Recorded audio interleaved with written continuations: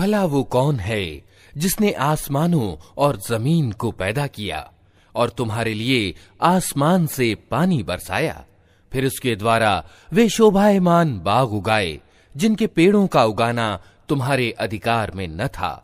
क्या अल्लाह के साथ कोई दूसरा इलाह भी इन कार्यों में साझीदार है? नहीं, बल्कि यही लोग सन्मार्ग से हटकर चले जा रहे हैं। और वो कौन है जिसने जमीन को ठहरने का स्थान बनाया और उसके अंदर नदी प्रवाहित की और उसमें पहाड़ों की मेखें गाड़ दी और पानी के दो भंडारों के बीच पर्दे डाल दिए? क्या अल्लाह के साथ कोई और इलाह भी इन कामों में सहभागी है?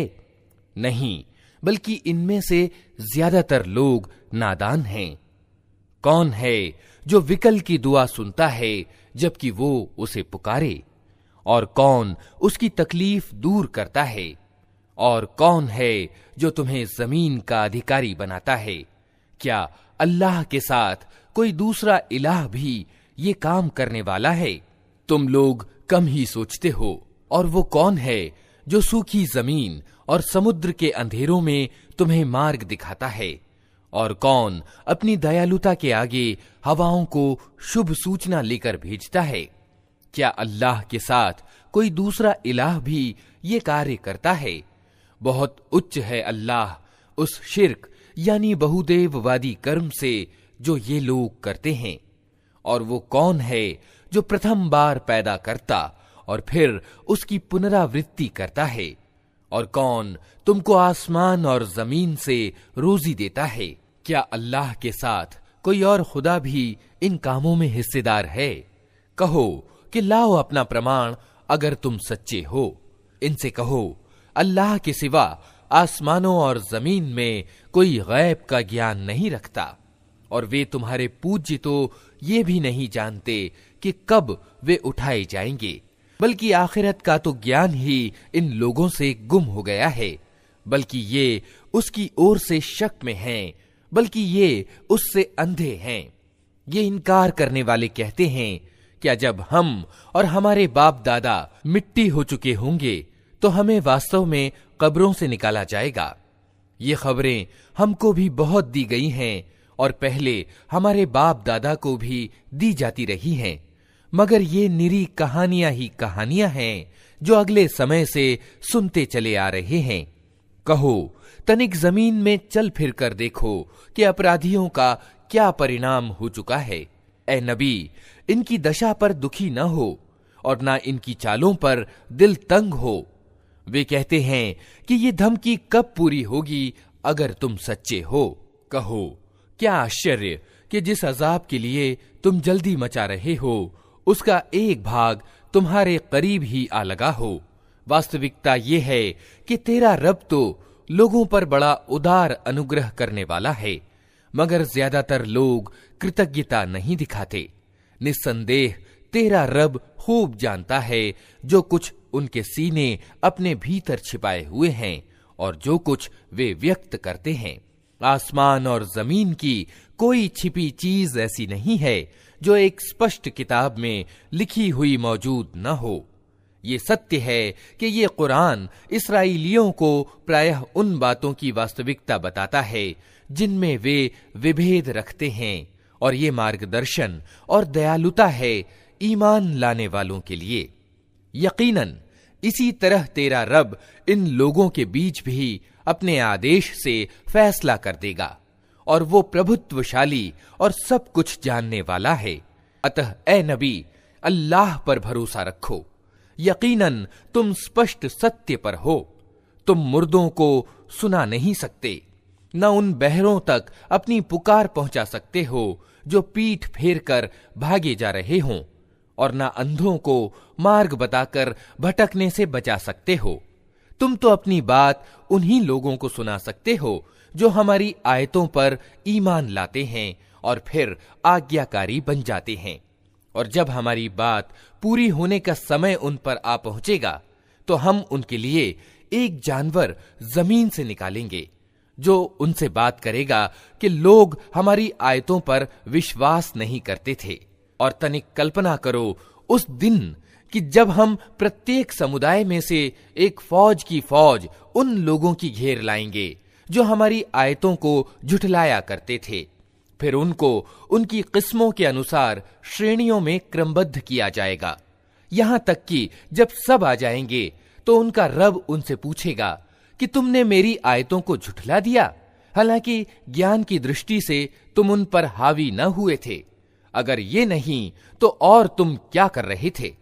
और उनके जुल्म के कारण अजाब का वादा उन पर पूरा हो जाएगा, तब वे कुछ भी ना बोल सकेंगे। क्या उनको सुझाई न देता था कि हमने रात उनके लिए शांति प्राप्त करने को बनाई थी और दिन को प्रकाशमान किया था? इसमें बहुत सी निशानियां थीं उन लोगों के लिए जो ईमान लाते थे। और क्या गुजरेगी उस दिन जबकि सूर यानी नरसिंघा फूका जाएगा और हौल खा जाएंगे वे सब जो आसमानों और जमीन में हैं, सिवाय उन लोगों के जिन्हें अल्लाह उस हौल से बचाना चाहेगा, और सब कान दबाए उसके पास हाजिर हो जाएंगे। आज तू पहाड़ों को देखता है और समझता है कि खूब जमे हुए हैं, मगर उस समय ये बादलों की तरह उड़ रहे होंगे। ये अल्लाह की सामर्थ्य का चमत्कार होगा जिसने हर चीज को तत्वदर्शिता के साथ सुदृढ़ किया है। वह खूब जानता है कि तुम लोग क्या करते हो। जो व्यक्ति भलाई लेकर आएगा उसे उससे अधिक अच्छा बदला मिलेगा, और ऐसे लोग उस दिन के हौल से सुरक्षित होंगे। और जो बुराई लिए हुए आएगा, ऐसे सब लोग औंधे मुंह आग में फेंके जाएंगे। क्या तुम लोग इसके सिवा कोई और बदला पा सकते हो कि जैसा करो वैसा भरो? ए नबी, इनसे कहो, मुझे तो यही आदेश दिया गया है कि इस शहर यानी मक्का के रब की बंदगी करूं, जिसने इसे हरम यानी आदरणीय बनाया है और जो हर चीज का मालिक है। मुझे आदेश दिया गया है कि मैं मुस्लिम बनकर रहूं और ये कुरान पढ़कर सुनाऊं। अब जो सन्मार्ग ग्रहण करेगा वो अपनी ही भलाई के लिए सन्मार्ग ग्रहण करेगा, और जो पथभ्रष्ट हो उससे कह दो कि मैं तो बस सावधान कर देने वाला हूं। उनसे कहो, प्रशंसा अल्लाह ही के लिए है। जल्द ही वो तुम्हें अपनी निशानियां दिखा देगा और तुम उन्हें पहचान लोगे, और तेरा रब बेखबर नहीं है उन कर्मों से जो तुम लोग करते हो। अल्लाह के नाम से जो बड़ा ही मेहरबान और रहम करने वाला है। तासीन मीम, ये स्पष्ट किताब की आयतें हैं। हम मूसा और फिरऔन का कुछ हाल ठीक ठीक तुम्हें सुनाते हैं, ऐसे लोगों के लाभ के लिए जो ईमान लाएं। वास्तविकता ये है कि फिरौन ने जमीन में सिर उठाया और उसके निवासियों को गिरोहों में बांट दिया। उनमें से एक गिरोह को वो अपमानित करता था, उसके लड़कों को कत्ल करता था और उसकी लड़कियों को जीता रहने देता था। वास्तव में वो बिगाड़ पैदा करने वाले लोगों में से था, और हम ये इरादा रखते थे कि दया करें उन लोगों पर जो जमीन में अपमानित करके रखे गए थे, और उन्हें पेशवा बना दें और उन्हीं को वारिस बनाएं, और जमीन में उनको प्रभुत्व प्रदान करें, और उनसे फिरौन और हामान और उनकी सेनाओं को वही कुछ दिखलाएं जिसका उन्हें डर था। हमने मूसा की मां को इशारा किया कि इसको दूध पिला, फिर जब तुझे उसकी जान का खतरा हो तो उसे दरिया में डाल दे, और कुछ डर और चिंता ना कर, हम उसे तेरे ही पास ले आएंगे और उसे पैगंबरों में शामिल करेंगे। आखिरकार फिरौन के घर वालों ने उसे दरिया से निकाल लिया ताकि वो उनका दुश्मन और उनके लिए दुख का कारण बने। निस्संदेह फिरौन और हामान और उनकी सेनाएं अपने उपायों में बड़े काय भ्रष्ट थे।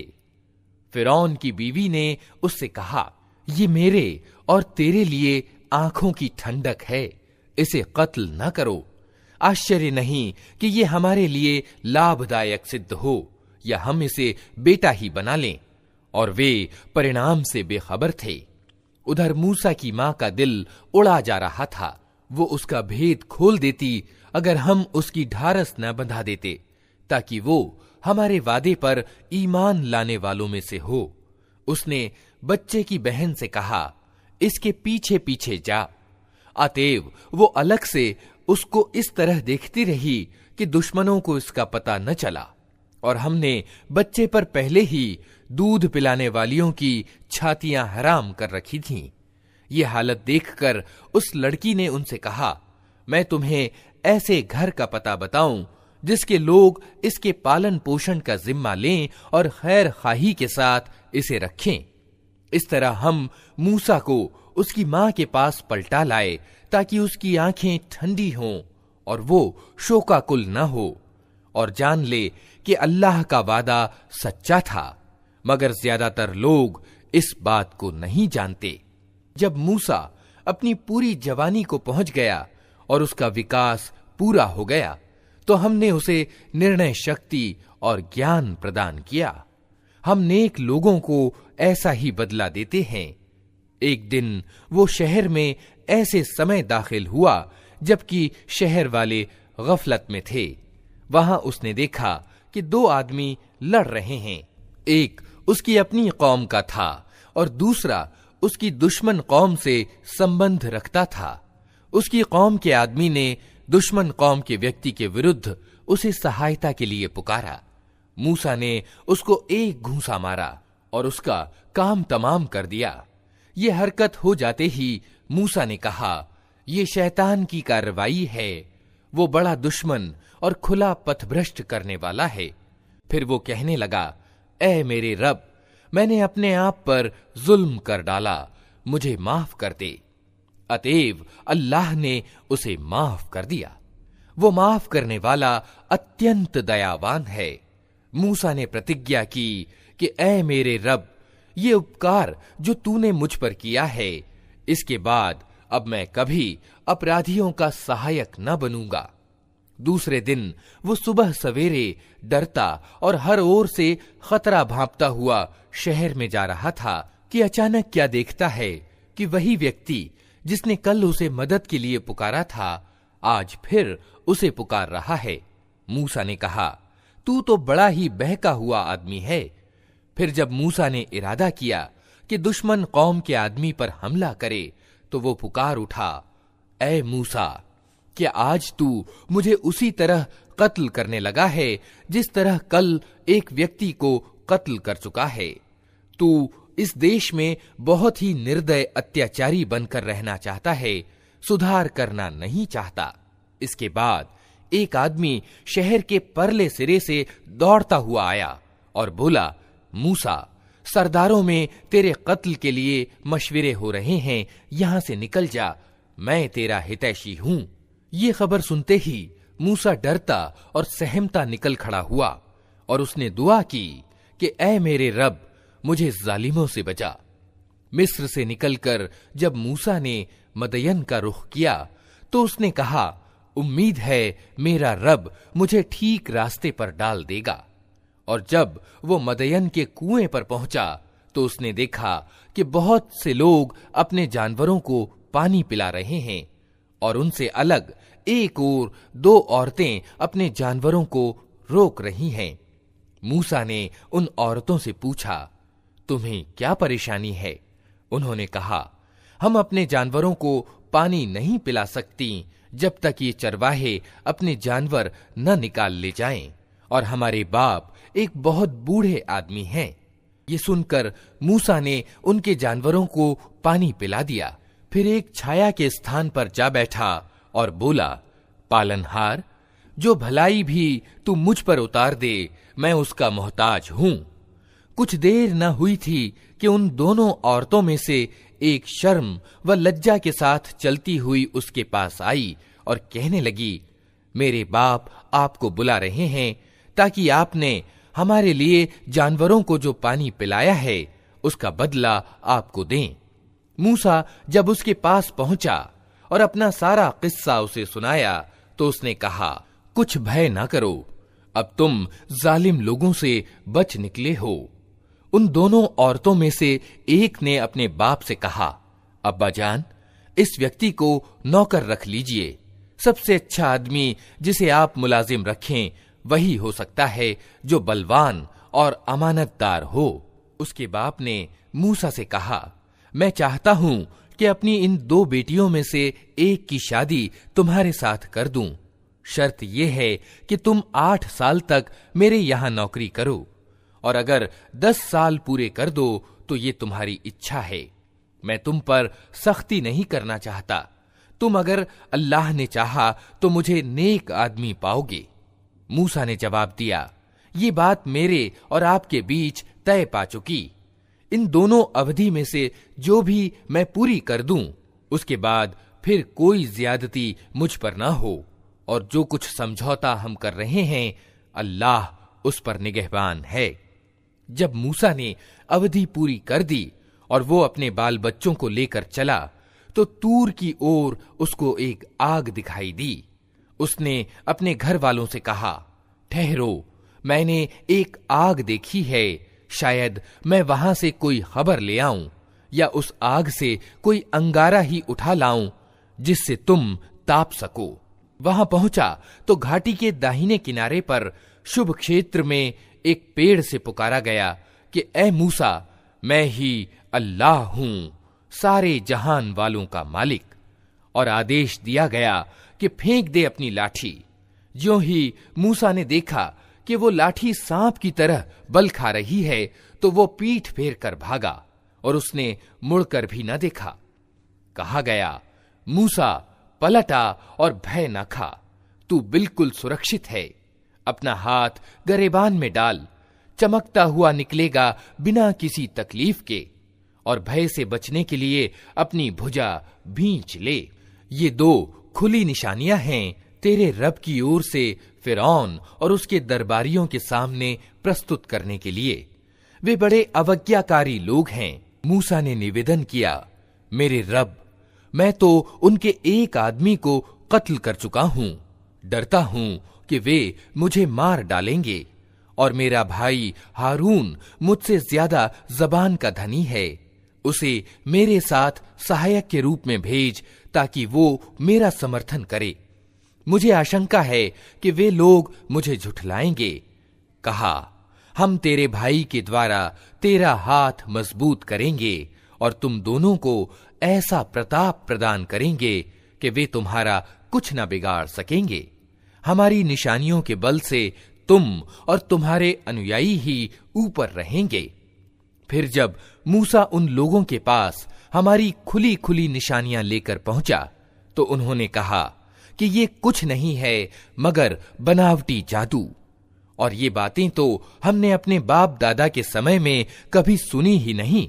मूसा ने जवाब दिया, मेरा रब उस व्यक्ति के हाल से अच्छी तरह परिचित है जो उसकी ओर से मार्गदर्शन लेकर आया है, और वही अच्छी तरह जानता है कि अंतिम परिणाम किसका अच्छा होना है।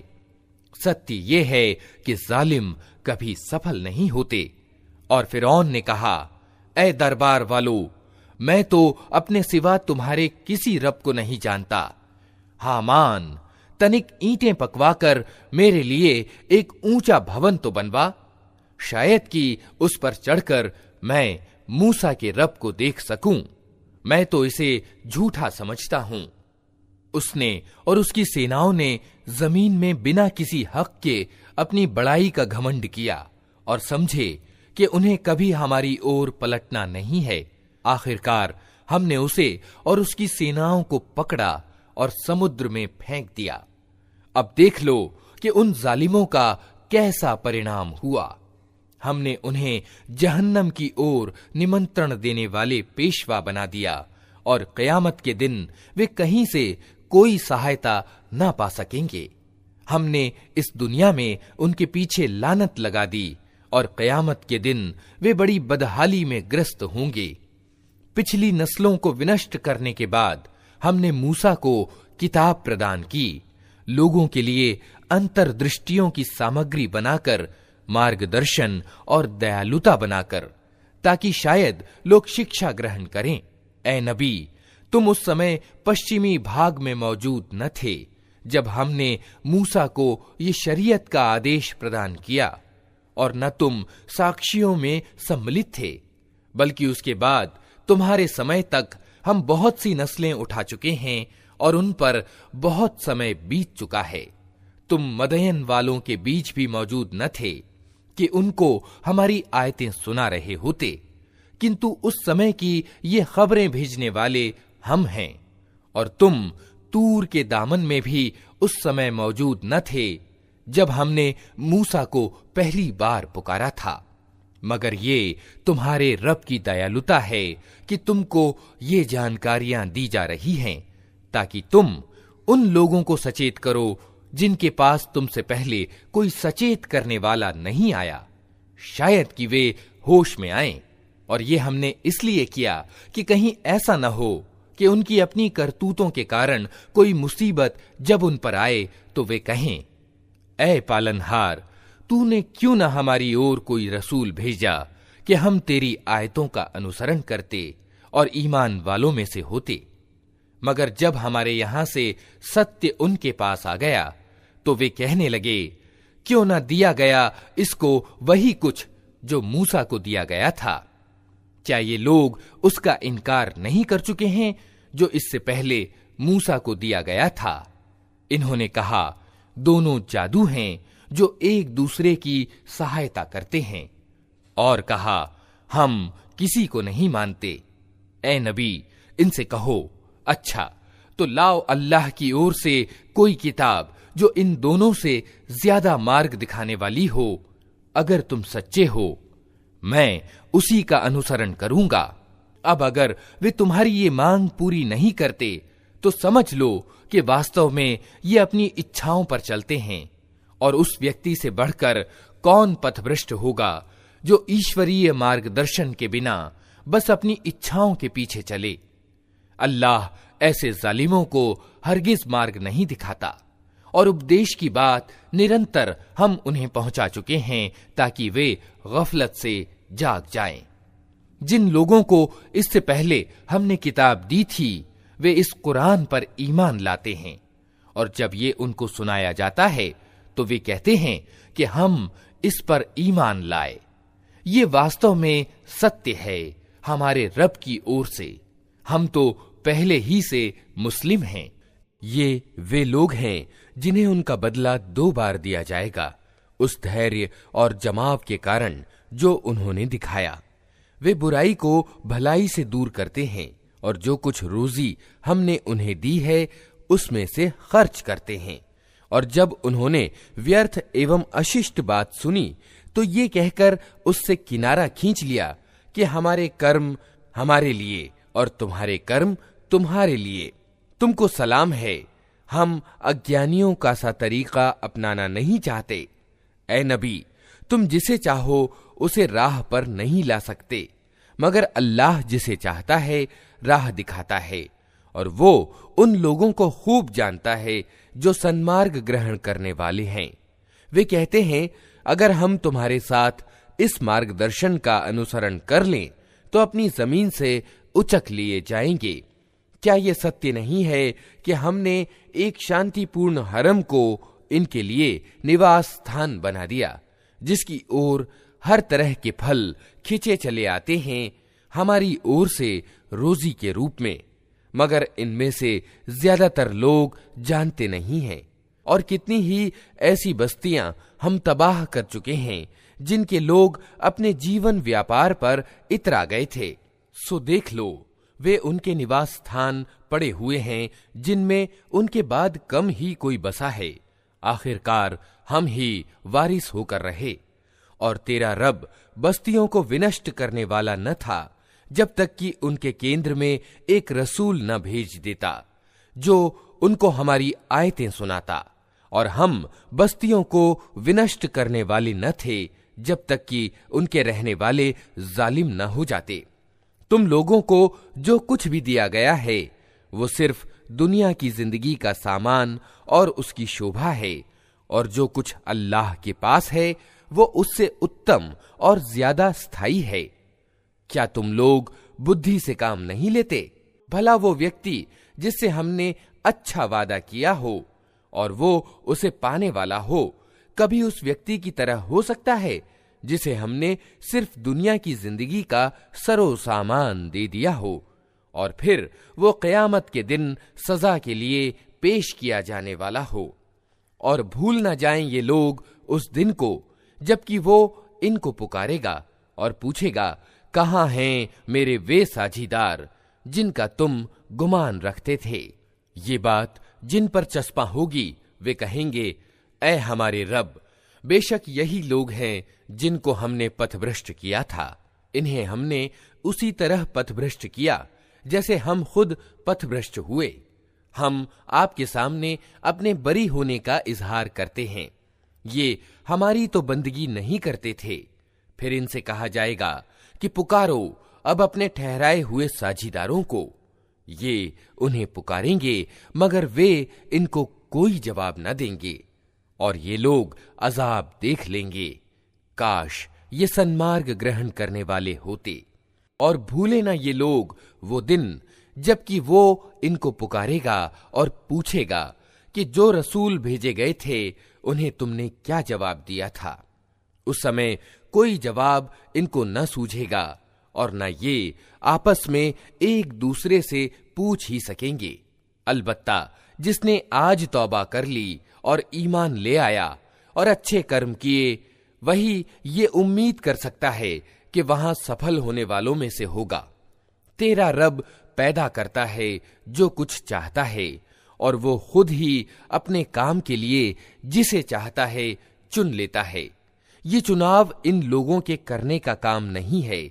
अल्लाह पाक है और बहुत उच्च है उससे जो साझी ये लोग ठहराते हैं। तेरा रब जानता है जो कुछ ये दिलों में छुपाए हुए हैं और जो कुछ ये प्रकट करते हैं। वही एक अल्लाह है जिसके सिवा कोई बंदगी का हकदार नहीं। उसी के लिए प्रशंसा है दुनिया में भी और आखिरत में भी। शासन उसका है और उसी की ओर तुम सब पलटाए जाने वाले हो। ए नबी, इनसे कहो, कभी तुम लोगों ने विचार किया कि अगर अल्लाह क़यामत तक तुम पर हमेशा के लिए राहत तारी कर दे तो अल्लाह के सिवा वो कौन सा पूज्य है जो तुम्हें प्रकाश ला दे? क्या तुम सुनते नहीं हो? इनसे पूछो, कभी तुमने सोचा कि अगर अल्लाह क़यामत तक तुम पर हमेशा के लिए दिन तारी कर दे तो अल्लाह के सिवा वो कौन सा पूज्य है जो तुम्हें रात ला दे ताकि तुम उसमें शांति प्राप्त कर सको? क्या तुमको सूझता नहीं? ये उसी की दयालुता है कि उसने तुम्हारे लिए रात और दिन बनाए ताकि तुम रात में शांति प्राप्त करो और दिन को अपने रब का अनुग्रह यानी रोजी तलाश करो, शायद कि तुम कृतज्ञ बनो। याद रखें ये लोग वो दिन जबकि वो इन्हें पुकारेगा, फिर पूछेगा, कहाँ हैं मेरे वे साझीदार जिनका तुम गुमान रखते थे? और हम हर उम्मत में से एक गवाह निकाल लाएंगे। फिर कहेंगे कि लाओ अब अपना प्रमाण।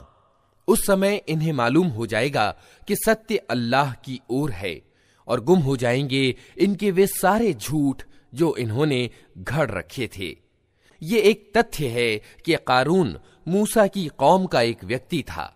फिर वो अपनी कौम के विरुद्ध सरकश हो गया और हमने उसको इतने खजाने दे रखे थे कि उनकी कुंजियां बलवान आदमियों का एक दल मुश्किल से उठा सकता था।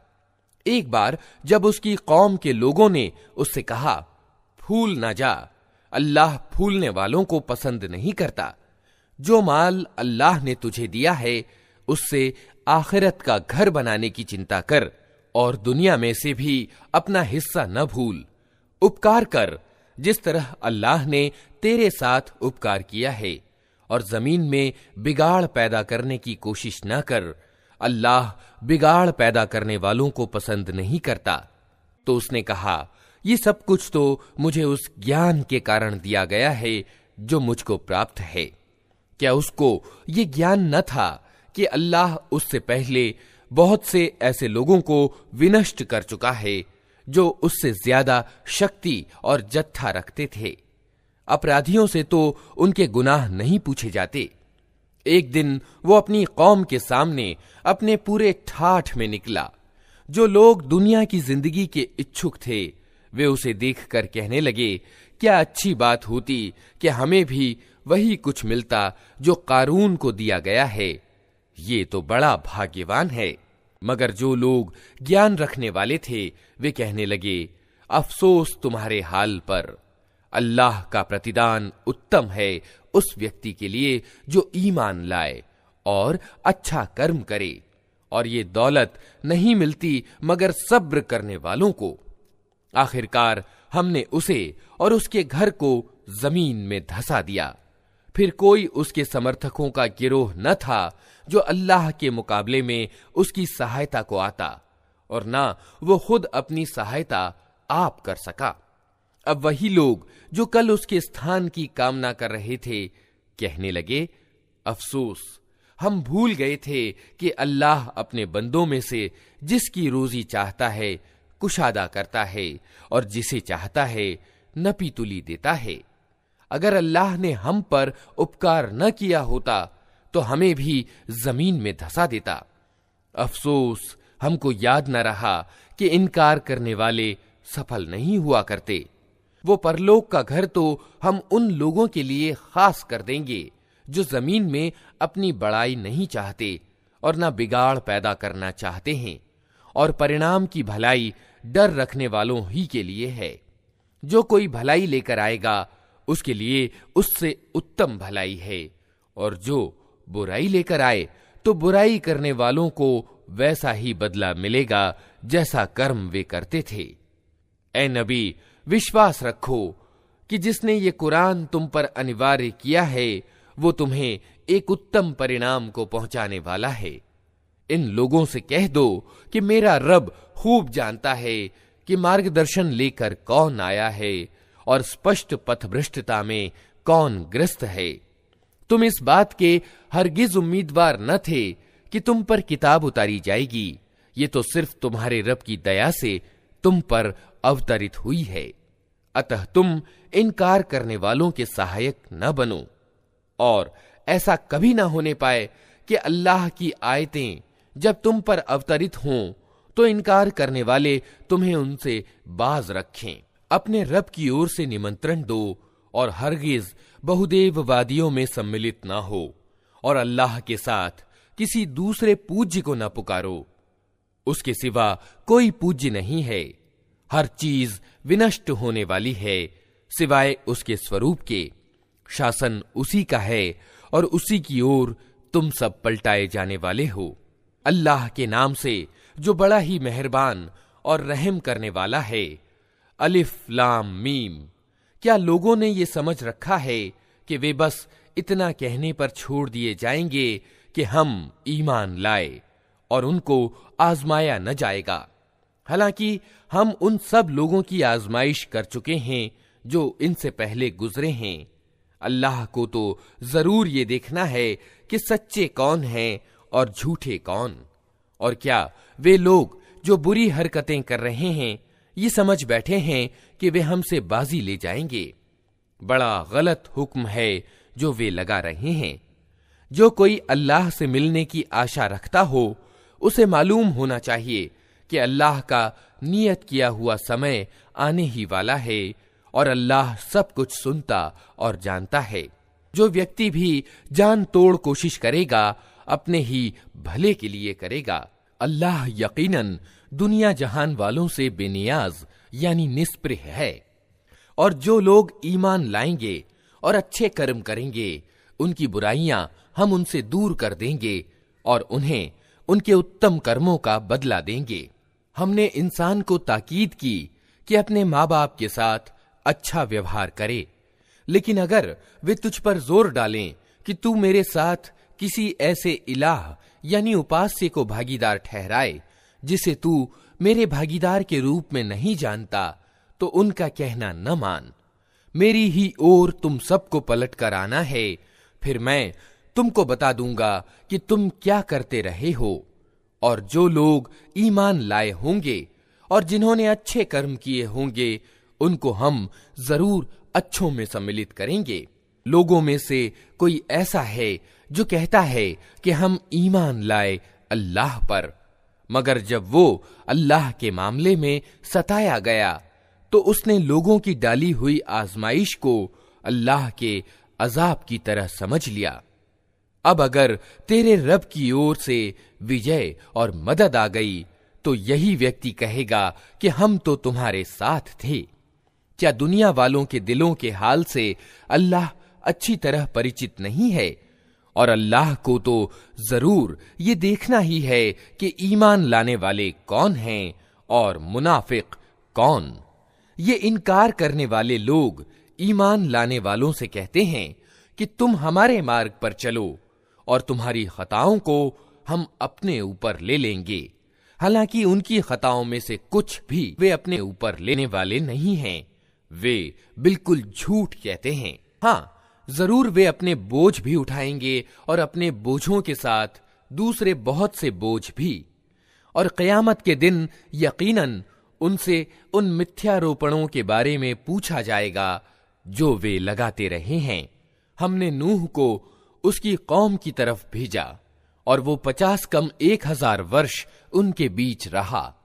आखिरकार उन लोगों को तूफान ने आ घेरा, इस हाल में कि वे जालिम थे। फिर नूह को और नाव वालों को हमने बचा लिया और उसे दुनिया वालों के लिए शिक्षा का एक चिन्ह बनाकर रख दिया। और इब्राहीम को भेजा जबकि उसने अपनी कौम वालों से कहा, अल्लाह की बंदगी करो और उससे डरो, ये तुम्हारे लिए अच्छा है अगर तुम जानो। तुम अल्लाह को छोड़कर जिन्हें पूज रहे हो वे तो सिर्फ मूर्ति हैं और तुम एक झूठ गढ़ रहे हो। वास्तव में अल्लाह के सिवा जिनकी तुम पूजा करते हो वे तुम्हें कोई रोजी भी देने का अधिकार नहीं रखते। अल्लाह से रोजी मांगो और उसी की बंदगी करो और उसके आगे कृतज्ञता दिखाओ। उसी की ओर तुम पलटाए जाने वाले हो। और अगर तुम झुठलाते हो तो तुमसे पहले बहुत सी कौमें झुठला चुकी हैं और रसूल पर साफ साफ संदेश पहुंचा देने के सिवा कोई जिम्मेदारी नहीं है। क्या इन लोगों ने कभी देखा ही नहीं है कि किस तरह अल्लाह पैदाइश का आरंभ करता है फिर उसकी पुनरावृत्ति करता है? यकीनन ये पुनरावृत्ति तो अल्लाह के लिए बहुत आसान है। इनसे कहो कि जमीन में चलो फिरो और देखो कि उसने किस तरह पैदाइश का आरंभ किया है, फिर अल्लाह दूसरी बार भी जिंदगी प्रदान करेगा। यकीनन अल्लाह को हर चीज की सामर्थ्य प्राप्त है, जिसे चाहे सजा दे और जिस पर चाहे दया करे। उसी की ओर तुम फेरे जाने वाले हो। तुम न जमीन में विवश करने वाले हो न आसमान में, और अल्लाह से बचाने वाला कोई संरक्षक और सहायक तुम्हारे लिए नहीं है। जिन लोगों ने अल्लाह की आयतों का और उससे मिलने का इनकार किया है वे मेरी दयालुता से निराश हो चुके हैं और उनके लिए दर्दनाक सजा है। फिर इब्राहीम की कौम का जवाब इसके सिवा कुछ न था कि उन्होंने कहा, मार डालो इसे या जला डालो इसको। आखिरकार अल्लाह ने उसे आग से बचा लिया। यकीनन इसमें निशानियां हैं उन लोगों के लिए जो ईमान लाने वाले हैं।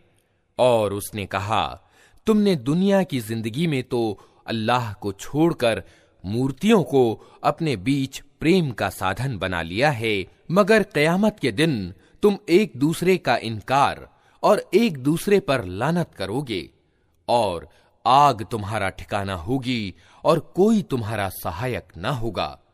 उस समय लूत ने उसको माना और इब्राहीम ने कहा, मैं अपने रब की ओर हिजरत करता हूं।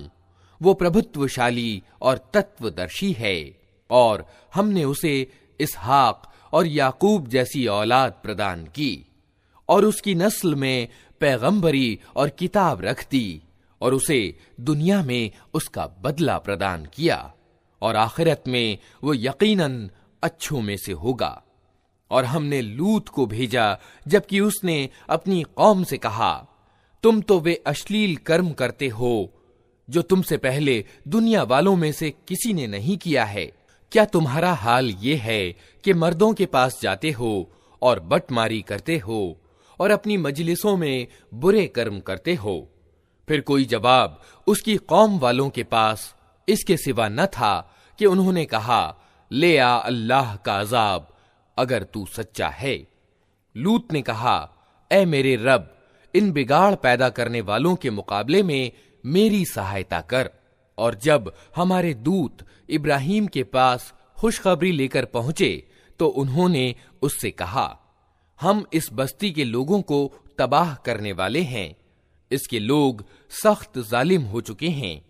इब्राहिम ने कहा, वहां तो लूत मौजूद है। उन्होंने कहा, हम खूब जानते हैं कि वहां कौन कौन है। हम उसे और उसकी पत्नी के सिवा उसके बाकी सब घर वालों को बचा लेंगे। उसकी पत्नी पीछे रह जाने वालों में से थी। फिर जब हमारे दूत लूत के पास पहुंचे तो उनके आगमन पर वो बहुत परेशान और दिल तंग हुआ। उन्होंने कहा, न डरो और न गम करो, हम तुम्हें और तुम्हारे घर वालों को बचा लेंगे, सिवाय तुम्हारी पत्नी के जो पीछे रह जाने वालों में से है। हम इस बस्ती के लोगों पर आसमान से अजाब उतारने वाले हैं, उस अवज्ञा के कारण जो ये करते रहे हैं। और हमने उस बस्ती की एक खुली निशानी छोड़ दी है उन लोगों के लिए जो बुद्धि से काम लेते हैं। और मदयन की ओर हमने उनके भाई शुएब को भेजा। उसने कहा, ऐ मेरी कौम के लोगों, अल्लाह की बंदगी करो और अंतिम दिन की उम्मीद रखो और जमीन में बिगाड़ पैदा करने वाले बनकर ज्यादतियां न करते फिरो। मगर उन्होंने उसे झुठला दिया। आखिरकार एक प्रचंड भूकंप ने उन्हें आ लिया और वे अपने घरों में पड़े के पड़े रह गए। और आद और समूद को हमने तबाह किया। तुम वे स्थान देख चुके हो जहां वे रहते थे। उनके कर्मों को शैतान ने उनके लिए खुशनुमा बना दिया और उन्हें सन्मार्ग से फेर दिया, हालांकि वे सूझबूझ रखते थे। और कारून और फिरौन और हामान को हमने तबाह किया। मूसा उनके पास प्रत्यक्ष प्रमाण लेकर आया, मगर उन्होंने जमीन में अपनी बड़ाई का घमंड किया, हालांकि वे बाजी ले जाने वाले न थे। आखिरकार हर एक को हमने उसके गुनाह में पकड़ा। फिर उनमें से किसी पर हमने पथराव करने वाली हवा भेजी और किसी को एक जबरदस्त धमाके ने आ लिया और किसी को हमने जमीन में धंसा दिया और किसी को डुबो दिया। अल्लाह उन पर जुल्म करने वाला न था, मगर वे खुद ही अपने ऊपर जुल्म कर रहे थे। जिन लोगों ने अल्लाह को छोड़कर दूसरे संरक्षक बना लिए हैं, उनकी मिसाल मकड़ी जैसी है जो अपना एक घर बनाती है और सब घरों से ज्यादा कमजोर घर मकड़ी का घर ही होता है। काश ये लोग ज्ञान रखते। ये लोग अल्लाह को छोड़कर जिस चीज को भी पुकारते हैं, अल्लाह उसे खूब जानता है और वही प्रभुत्वशाली और तत्वदर्शी है। ये मिसालें हम लोगों को समझाने के लिए देते हैं, मगर इनको वही लोग समझते हैं जो ज्ञान रखने वाले हैं। अल्लाह ने आसमानों और जमीन को हक के साथ पैदा किया है। वास्तव में इसमें एक निशानी है ईमान वालों के लिए।